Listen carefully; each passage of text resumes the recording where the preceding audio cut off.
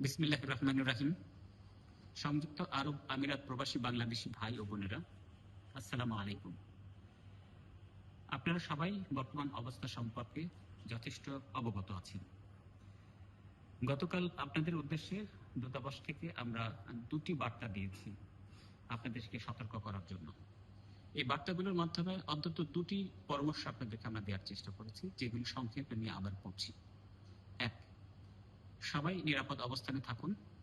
নিতান্ত অতি জরুরি না হলে ঘর থেকে বের হবেন না।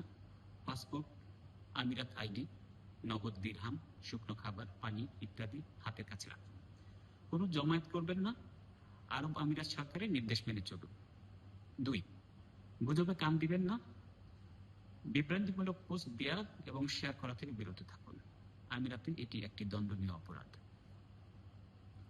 আমাদের দূতাবাস আগামীকাল সোমবার খোলা থাকবে।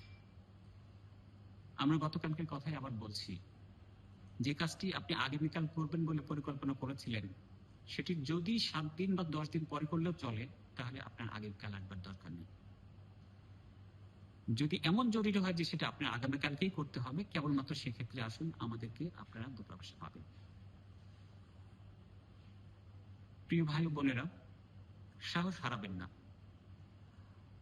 আপনাদের যে কোনো প্রয়োজনে আমাদের সাথে যোগাযোগ করুন। বাংলাদেশ সরকার এবং দূতাবাস ও কনসুলেটের সকল সদস্য আপনাদের পাশে আছে।